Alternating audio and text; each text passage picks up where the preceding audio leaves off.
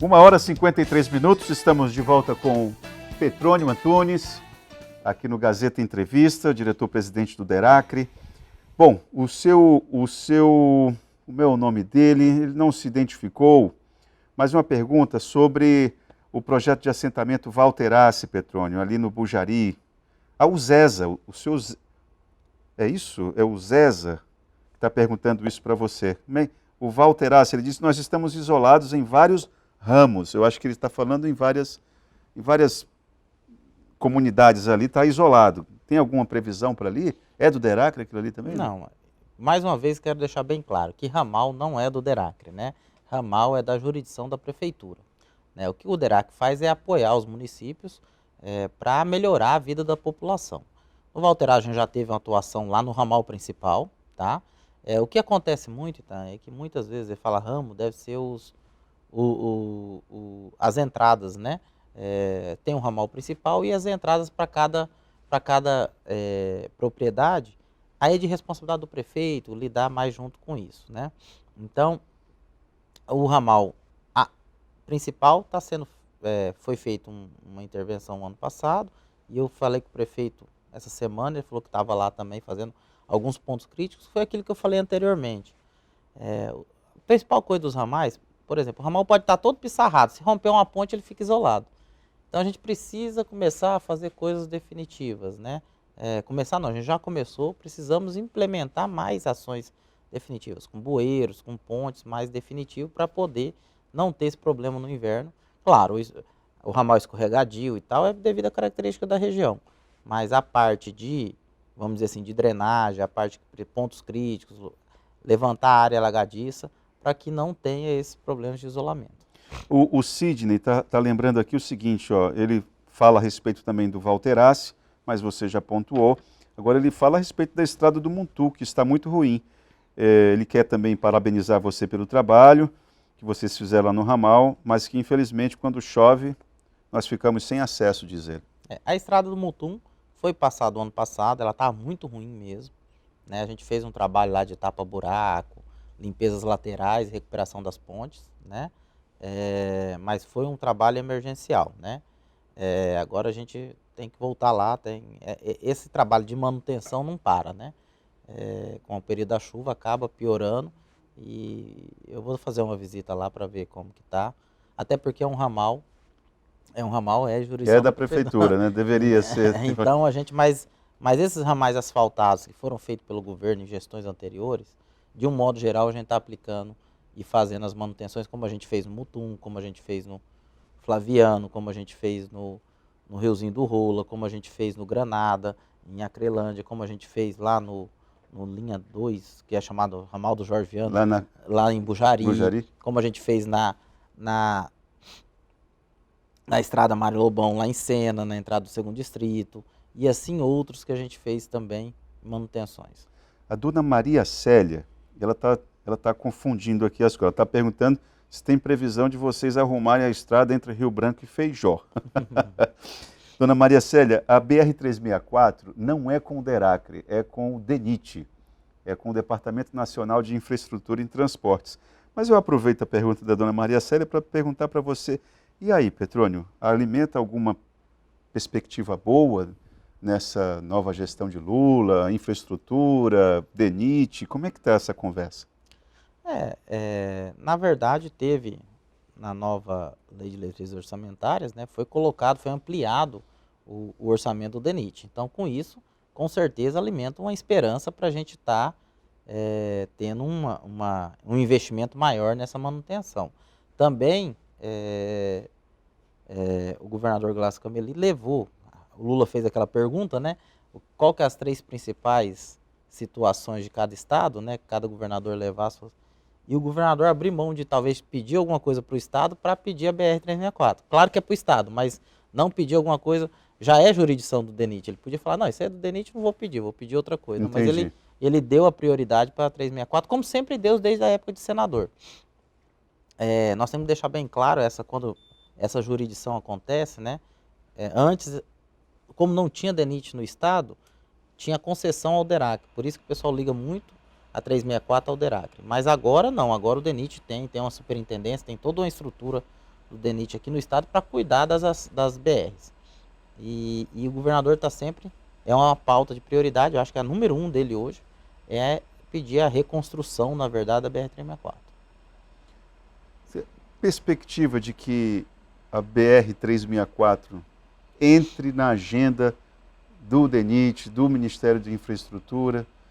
Eu digo isso porque, conversando com muitos moradores ali da BR-364, muitos profissionais que utilizam a rodovia, a impressão que eles têm é de que a bancada federal não fez a defesa, não fez o trabalho de advogado da comunidade junto lá ao Ministério, junto ao DENIT. E essa nova legislatura que entra, que nível de conversa você tem tido em relação a isso? Ainda não tivemos nenhuma conversa ainda, Nenhuma? né? Nenhuma, assim. Estou conversando pontualmente com alguns deputados, eleitos, senadores, mas o que eu acho, né? Teve aumento das emendas, né? Isso vai ajudar muito o Acre, né? Porque mais emendas impositivas, ou seja, mais dinheiro chegando ao Estado. Então eu acho que essa nova bancada, ela pode estar direcionando, ajudando a trabalhar isso dentro do DENIT. Se ela direcionar, vai ter que ser executado, porque são emendas impositivas, né? Foi colocado no orçamento também 60 milhões, se eu não me engano, 59 milhões para manutenção emergencial. Então eu acho que a BR volta a ser pauta, principalmente se a bancada se unir e colocar a sua força para a BR. É um trabalho mais de articulação do que... Mas agora com a impositiva pode ser um trabalho efetivo, né? Eles ir lá, se unir e botar uma emenda de bancada, por exemplo, toda para a BR. O que acontecia anteriormente, né? Em gestões anteriores, as emendas de bancadas elas não eram destrinchadas entre os parlamentares, né? Ela pegava um montante, se eu não me engano, 3, e colocava para grandes obras, né? E uma delas era sempre a BR. O que aconteceu nas últimas gestões aí da bancada é que eles, quando se transformou em positiva, eles fatiaram a emenda de bancada e cada um fez o seu projeto, né, de acordo com a sua base, que não é errado, né? Mas aí atrapalham a grande obra, né? Não teria tamanho para nenhum chegar lá e investir toda aquela situação. Então eu acho, com os aumentos das emendas e com essa nova bancada, trazer essa consciência para eles, eu acho que eles podem ajudar a gente criando, né? Mas através do DENIT, porque o DERAC não pode entrar, mas através do DENIT já está fazendo a manutenção e a reconstrução da estrada. O seu Gesiel, ele coloca aqui uma pergunta, é uma pergunta complexa, porque guarda relação, inclusive, com a pesquisa na área de engenharia. Olha só o que ele diz. Só uma ideia, só uma sugestão. Todos nós sabemos que vivemos no século XXI, então, com tantas tecnologias em todas as áreas, por que o DERACRE não faz um trabalho definitivo em nossas rodovias com uma tecnologia para o solo argiloso, para virar a página e não ter a desculpa de que fala que o nosso solo é argiloso e tal, e tal, e tal. Então, eu aproveito a pergunta do seu Gesiel aqui, essa abordagem que ele faz. A UFAC não poderia ajudar o DERAC nesse aspecto de tornar isso que o seu Gesiel está falando aqui, transformar o limão numa limonada, aquela tabatinga danada, quase invencível? Como é que a gente pode vencer a tabatinga? É só com pesquisa. Tem que dar um jeito naquilo ali. Ela não pode ser, uma tabatinga não pode ser mais forte que a gente, né? A ideia é essa. Não é, já tem tecnologia e tal. O grande problema é custo. Tá? É assim, se eu fizer um macadame hidráulico em todos os ramais, eu resolvo o problema dos ramais. Como é que é o nome? Macadame hidráulico. Macadame hidráulico. Eu jogar brita, 20 centímetros de brita, 30 centímetros de brita em todos os ramais, eu resolvo. Né? E o que acontece? Só que qual é o custo disso? Ave né? Maria, 20 Entendeu? centímetros de brita, é isso aqui? É o que estava fazendo na BR, a recuperação da BR, onde ele fez, que aguentou um pouco mais. Então, assim, a tecnologia existe, o nosso problema é custo. Né? Eu sempre falo que a engenharia dá solução para tudo, de acordo com o custo que você tem. Por exemplo, a BR-364 poderia ser uma ponte daqui a Cruzeiro do Sul, atravessando todos os rios, que ia estar intacta. Claro que qual é o custo para isso? Né? Poderia ser de concreto, qual que é o custo para isso em algumas áreas, poderia ser toda com macadame, tanto hidráulico ou outro tipo, outra solução que é mais, mas oneraria e nós talvez não teríamos chego em Cruzeiro do Sul ainda, né? Entendi. Então, assim, a engenharia dá a solução, melhor custo-benefício, de acordo com o recurso que você tem, né? Vou dar um grande exemplo que um professor me deu, falou assim, no deserto, você tem um rio só, você vai fazer barragem de quê? De areia. De areia, com certeza. Né? É o melhor material para fazer uma barragem? Não, é o argiloso. Se eles tivessem a tabatinga, eles estavam felizes da vida. Olha só, né? Né? Então, assim, mas você vai usar o material que você tem na região. Então, infelizmente, ainda a nossa solução não cabe, assim, tem tecnologias? Tem. Mas O negócio ainda é preço, o custo é preço. Custo alto. É. Bom, eu tenho várias perguntas aqui. Eu queria só, dona Daira, Carla, tem outras pessoas falando a respeito de ramal, só para a gente passar um traço embaixo. Quando você mora em um ramal, então a sua reivindicação para melhoria de infraestrutura do ramal é com o prefeito da sua cidade. Então, dona Daira, Carla, o ramal Pirapora, em Porto Acre, pode cobrar do seu prefeito Bené Damasceno, que é ele que tem, a responsabilidade é dele. Agora, o prefeito estabelece um diálogo com o Petrônio. E aí aí tem que conversar com o prefeito mesmo, não tem jeito. É só para a gente, digamos, nivelar. Aproveitar a tua vinda aqui e as nossas pistas de pouso e decolagem. Como é que estão aí? O que é que você destacaria? O que está mais adiantado? O que é que ainda precisa ter uma atenção prioritária? Nós estamos já, como na outra vez que eu vim, né? Porto Walter e Marechal Thaumaturgo, já está com a iluminação, todo vapor, nós temos mais de 300 voos noturnos aí já. 300 voos noturnos mensal? Não, já total, né? Total. Porque praticamente o voo noturno é para emergência, né? Certo. Então, assim, graças a Deus, isso se traduz em salvar vidas, né? Na grande maioria é voo do médico, né? Aeromédio. Agora nós acabamos de implantar a iluminação em Chapuri, tá bem bonita. Só estamos esperando a homologação da ANAC para já liberar os voos noturnos em Chapuri. Estamos no trabalho, já fizemos todo o trabalho em Manoel Urbano, vai agora terminar a cerca, porque quando você implanta a iluminação, você tem que fazer todo o cercamento até para evitar de animais estarem na pista, né? Logo a gente já implanta a iluminação.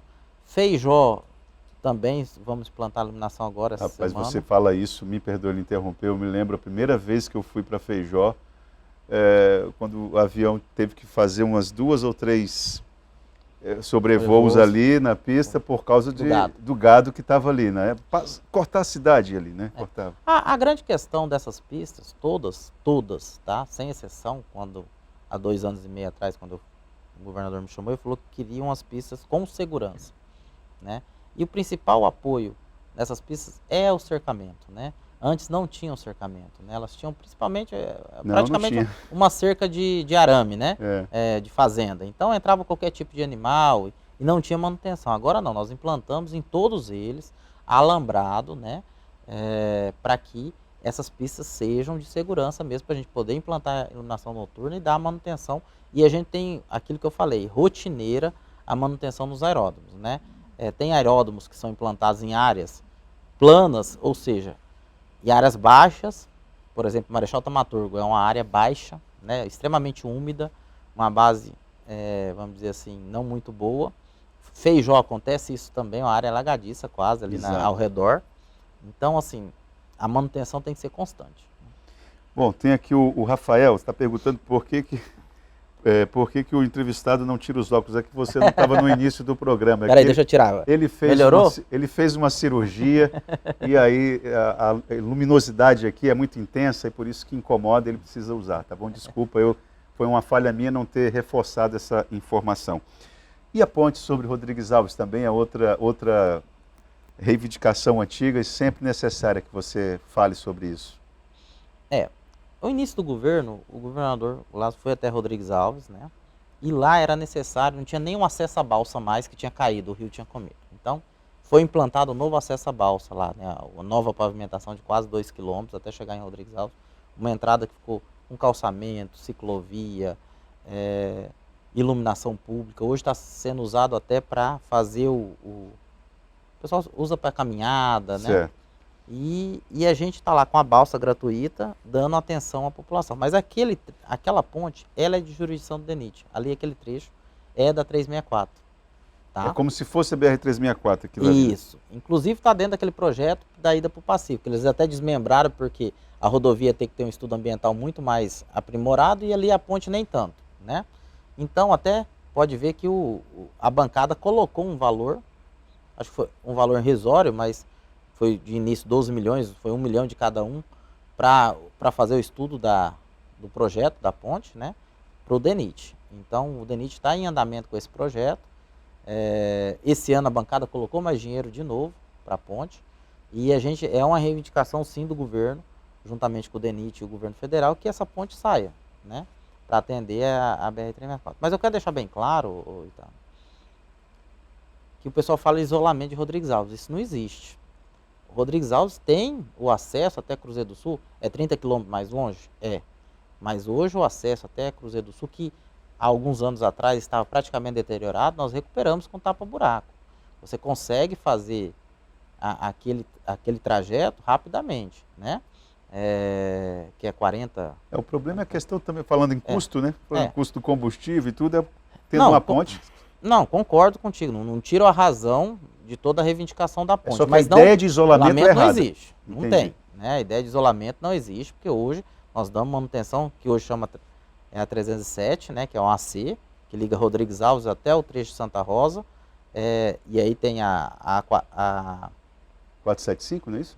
Não, a 405, é a 407 e a 405. 405. A 405, que a gente recuperou de Manso Lima até o trecho de Santa Rosa, e agora tem a duplicação até o aeroporto e o alargamento do aeroporto até o trecho de Santa Rosa. Então toda aquela rodovia da região do Juruá está sendo feita. A manutenção e a trafegabilidade está garantida. Então a questão de isolamento não existe. Claro que ali é mais perto, a pessoa opta por ali, mas também tem que ter uma consciência. Por exemplo, esses dias eu vi um vídeo, teve o rio abaixou em quase 3 metros, então deixou lama na rampa. Tem que ter um tempo hábil para as máquinas ir lá, que está uma máquina totalmente do lado lá, limpando a rampa, porque é normal de rampa, principalmente nos nossos rios, né? E aí as pessoas saem da balsa. Eu sei que é uma dificuldade, a gente está ali atuando. Só que também tem que ter essa consciência que tem que ter um tempo para essa manutenção, né? Aí a pessoa filma bem na hora, e aí coloca na imprensa e aquilo repercute, né? Mas uma grande questão da rampa da ponte de Rodrigues Alves, eu lembro até na inauguração do acesso, nós fomos assim, principalmente por aquele Propontes lá, que é um movimento que eles têm. Sim, movimento social. Obrigado, nunca foi feito um acesso desse e tal, agora a gente tem umas condições e tal. Só que o que aconteceu? Ali é jurisdição do DENIT. A gente começou a fazer outras pontes, né? A ponte brasileira saiu, que é da jurisdição do DENIT também, 317, que é 317, só que é um anel viário, né? Depois vai ser repassado ao DENIT, que foi uma emenda de bancada. Começou a sair a ponte de Chapuri, da Sibéria, foi licitada e começou a andar, que é uma ponte interna, né, de travessias do Rio Acre. Aí saiu a ponte de Sena-Madureira, claro que a esperança, né, e aí começaram a cobrar bastante do governo do estado a ponte de Rodrigues Alves. Né? Então, assim, mas ali está garantido através de uma rubrica orçamentária do DENIT. Né? Já foi colocado 12 milhões no ano passado e agora eu acho que mais 20, se eu não me engano. Então, assim, já está garantido na rubrica orçamentária do DENIT essa ponte de Rodrigues Alves. Petrônio, nosso tempo acabou, eu queria agradecer bastante a tua participação. Você vê como que o telespectador participa quando o assunto é infraestrutura. Muito obrigado pela tua vinda. Obrigado mais uma vez pela oportunidade de estar aqui. Agradecer ao governador Glácio Camilo pela nova oportunidade que me deu de estar à frente, a Passo do Derac, toda a minha equipe, a equipe dele, né? Agradecer também aos parlamentares que ali acreditaram e colocaram suas emendas, como Márcio Pitar, Alan Henrique, entre outros deputados federais, e os deputados estaduais também que estão nos apoiando. Estamos aí para atender de maneira mais satisfatória possível a população. Claro que a gente não vai conseguir fazer tudo, porque a gente tem um gargalo de infraestrutura muito grande no estado, mas vamos correr atrás. Obrigado, Petrônio, mais uma vez. Vamos para o intervalo e já voltamos com o Gazeta Entrevista.